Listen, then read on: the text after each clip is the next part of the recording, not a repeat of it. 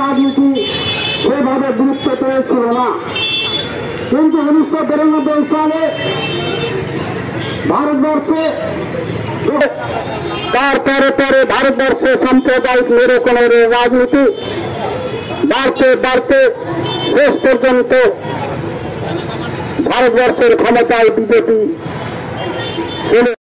মানুষ উত্তাল অবস্থা তৈরি করছে। যখন বিজেপি বুঝতে পারছে যে আগামী দিনে আমরা আর ক্ষমতা ধরে রাখতে পারবো না, তখন তারা পার্লামেন্টে বিরোধী সংসদদেরকে বহিষ্কার করে সেই জন্য ভারতবর্ষের কৃষকরা যখন দিল্লির বুকে তারা চেয়েছিল ফসলের ন্যায্য দাম দেয়, তখন এই কৃষকদেরকে এই নরেন্দ্র মোদীর দল তারা বলেছিল এরা খালিস্তানি, এরা পাকিস্তানি, এরা দেশকে টুকরো করতে চায়, এরা টুকরো টুকরো যান বিভিন্ন ভাবে আখ্যায়িত করে। কোন সংসদে তার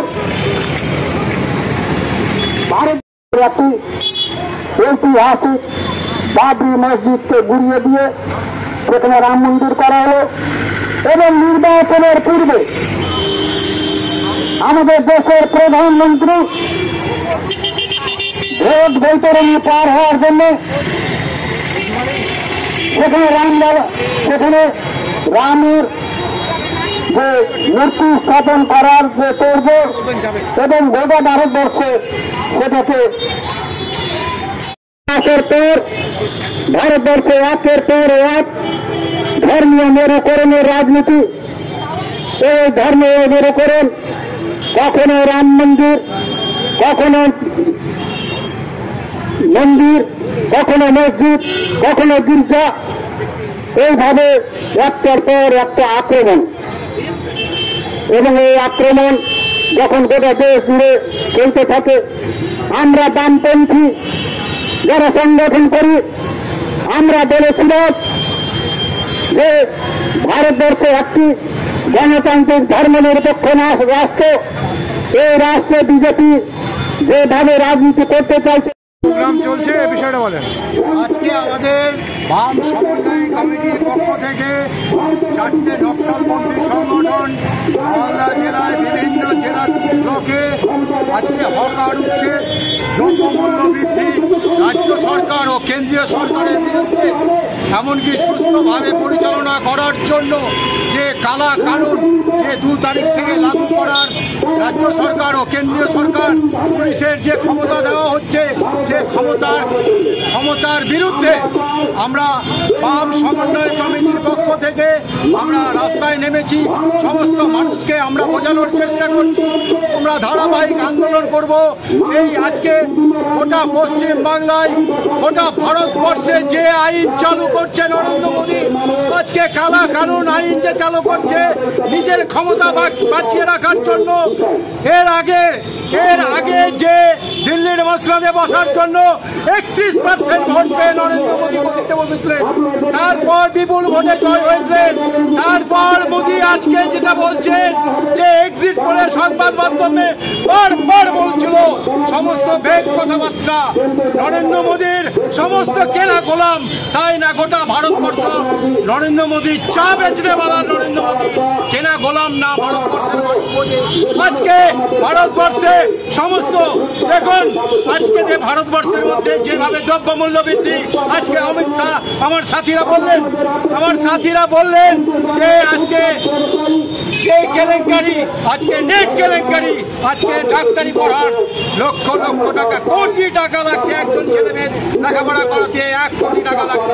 এই নরেন্দ্র মোদী এই রাজ্য সরকারের বিরুদ্ধে আমরা রাস্তায় নেমে প্রতিবাদ করছি। আজকে গাজল ব্লকে যে প্রতিবাদটা করছি, আজকে আমরা তারই প্রতিবাদ করছি। আজকে সাধারণ মানুষ আজকে কোথায় গেল? আজকে অমিত শাহ লোক কোথায় গেল? নরেন্দ্র মোদীর লোক আজকে খগেন মুর্মু, আদিবাসীরা লজ্জিত হচ্ছে, তাদের জমি জমি জোর করে কেড়ে নিচ্ছে। আজকে কোথায় গেল খগেন মুর্মু? আজকে সমঝোতা করে চলছে দিদি আর মোদি, তারই প্রতিবাদে আজকে হকার উচ্ছেদের নামে গোটা মালদা জেলায় তছনছ করছে। কয়েকদিনের পরেই দেখবেন এই রুটটা পরিষ্কার করে দিবে। কেন করে দিবে? তাদের বসার বাসস্থান জায়গা চাই, তাদের সার্টিফিকেট দেওয়া হোক রাজ্য সরকারের। আজকে কলকাতায় বসে পাস করে নিলে নয়, আমাদের দাবি তাদের উচ্ছেদ করার আগে তাদের বাসস্থান, তাদের বসার জায়গা করে দিতে হবে। এটা হচ্ছে আমাদের দাবি।